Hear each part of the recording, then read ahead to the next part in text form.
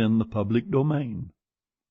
Around the World in 80 Days by Jules Verne. Translated by George Makepeace Towell.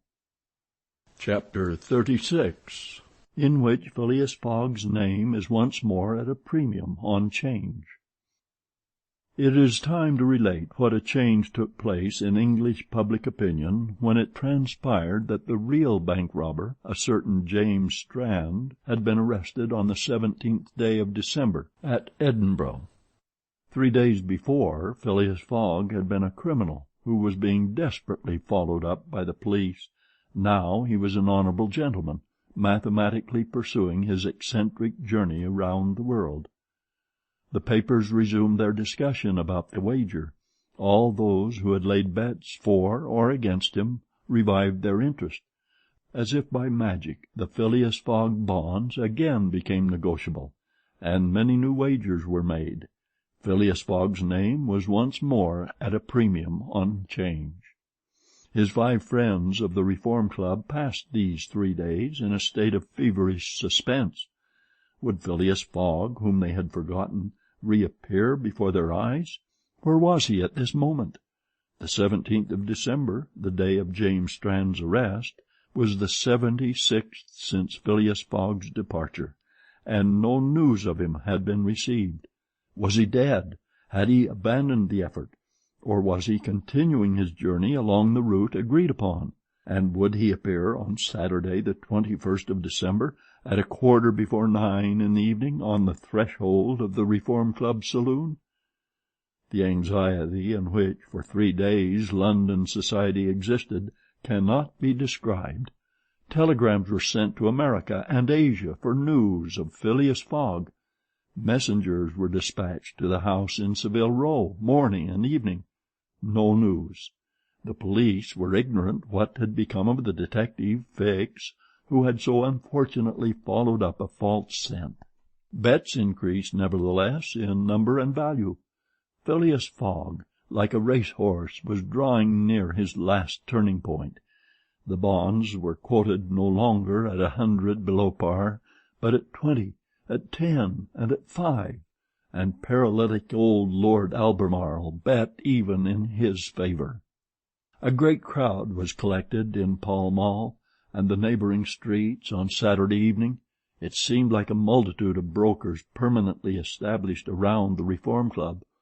Circulation was impeded, and everywhere disputes, discussions, and financial transactions were going on.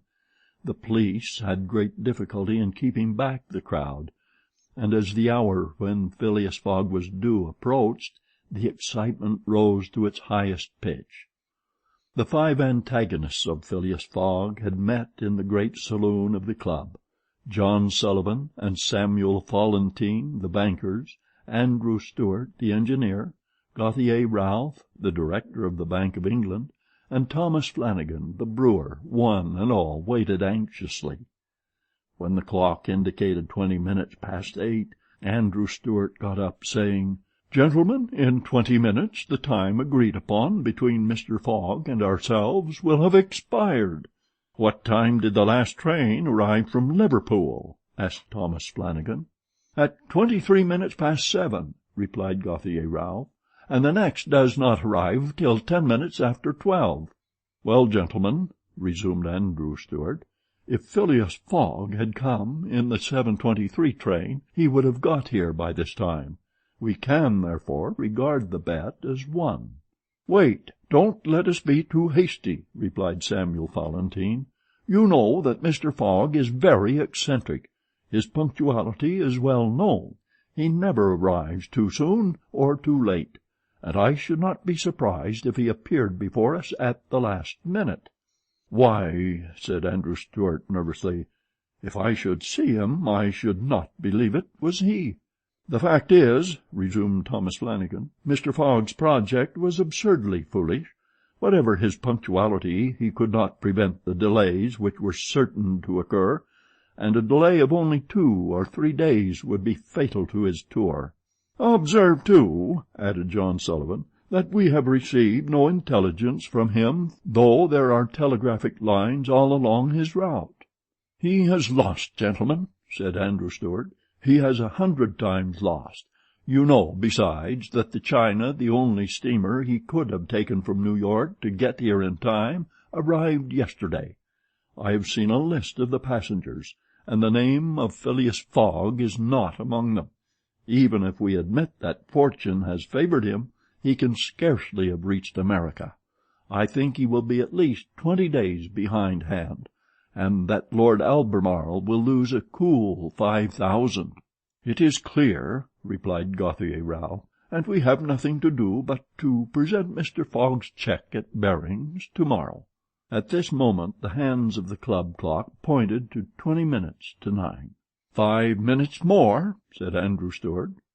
The 5 gentlemen looked at each other. Their anxiety was becoming intense, but not wishing to betray it, they readily assented to Mr. Falentine's proposal of a rubber.